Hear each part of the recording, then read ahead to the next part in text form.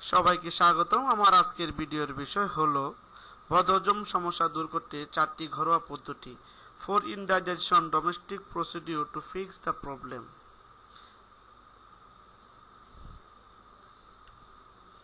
উৎসবে না চাইলেও একটু বেশি খাওয়া হয়ে যায় এবং এই খাবারের মধ্যে গরু পাক, তেল, চর্বি এবং মশলা জাতীয় খাবারই বেশি থাকে, ফলে অনেক সময়ই বদহজমের সমস্যা শুরু হয়ে যায়। ভীষণ অস্বস্তিকর এই বদহজমের সমস্যা থেকে মুক্তি পেতে অনেকেই অ্যান্টাসিড খেয়ে ফেলেন। এতে কিছুটা উপশম হলেও সমস্যার সমাধান হয় না একেবারে। তাই ঘরোয়া কিছু চমৎকার প্রাকৃতিক উপায়ে এই সমস্যার সমাধান করার চেষ্টা করতে পারেন। আমাদের এই ভিডিওটি দেখলে অবশ্যই এই সমস্যা থেকে নিজেকে দূরে রাখতে পারেন। নাম্বার 1, আদার ব্যবহার।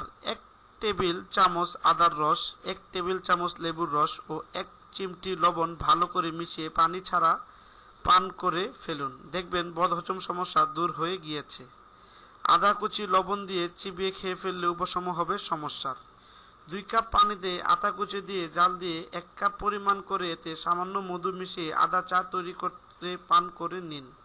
এতে অনেকাংশই দূর হয়ে যাবে হজমের সমস্যা।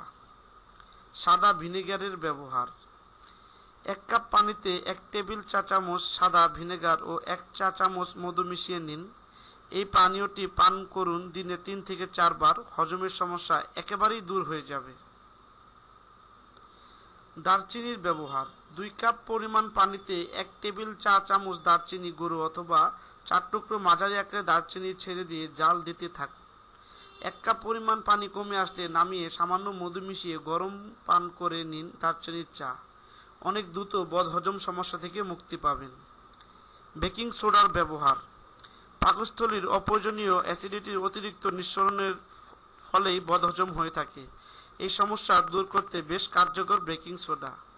আধা গ্লাস পানিতে আধা চা চামচ বেকিং সোডা মিশিয়ে পান করে ফেলুন, দ্রুত বদহজম দূর হবে। আধা গ্লাসের চাইতে বেশি পরিমাণে পান করবেন না। আমাদের এই ভিডিওটি যদি আপনাদের ভালো লেগে থাকে, যদি মনে হয় এই ভিডিওটি দেখলে অন্য কারো উপকার হবে, অবশ্যই ভিডিওটি শেয়ার করুন, অপরকে দেখতে সাহায্য করুন। সুস্থ থাকুন, শান্তিতে থাকুন, ভালো থাকবেন সবাই।